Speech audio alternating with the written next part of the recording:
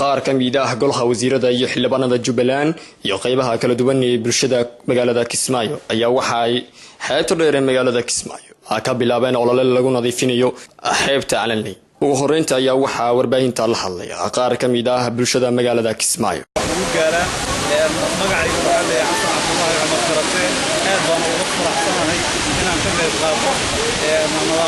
anagoo soo qaban qaabinay oo ah ururka isku xidhka aqoon-yahanada Soomaaliyeed oo maanta u taagan ayagoo kaashanaya arrimaha bulshada dhalinyarada hooyooyinka soo abaabula soo kiciya kana qayb qaadanaya ololaha nadaafadda oo wax aad ugu farxo waana tusaale aad u wanaagsan oo ku dayasho mudan. dhammaan waxaan salaamayaa madaxweynaha Oqaasha Culuumudiinka dhalinyarada hooyooyinka ururada bulshada inta garashii aqliyada Maryland oo ku nool degmada Kismaayo. Aqal halkaan ka qiraaya maadaama aan martay meeshaan ku ahay kulay meeshaan inay ka socoto isku duubnimo dan loo arag.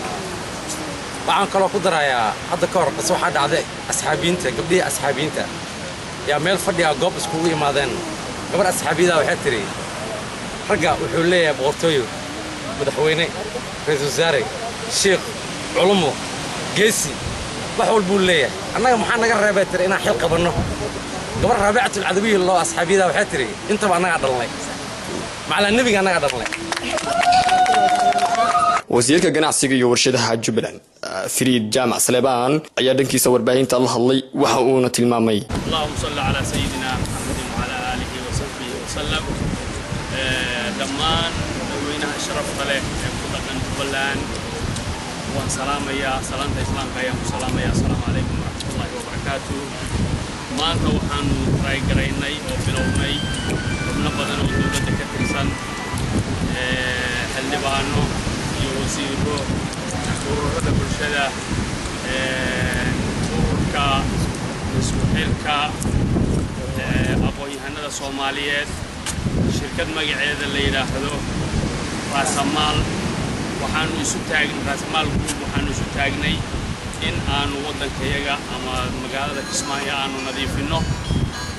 diinta islaamkuna waxay tiraahdaa an-nadaafatu nisful iimaan.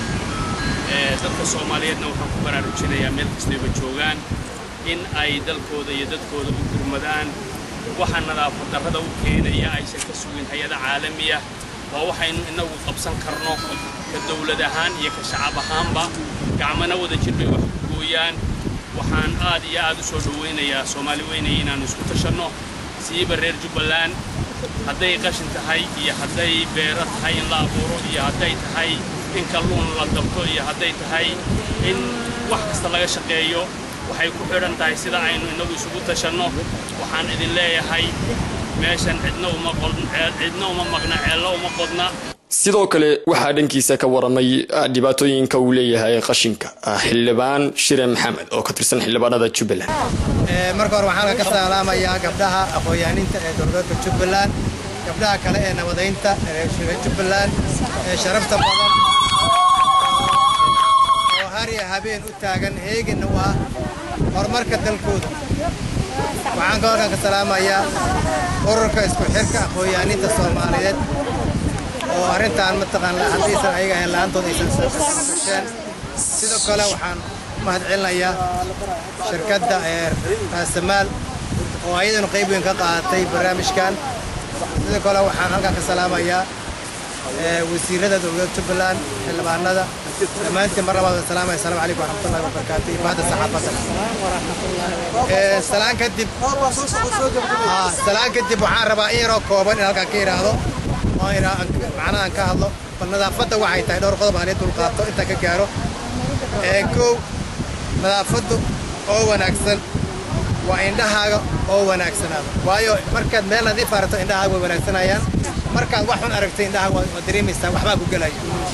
number 2 nadaafadda oo wanaagsan waa wadada horumarineed weeye.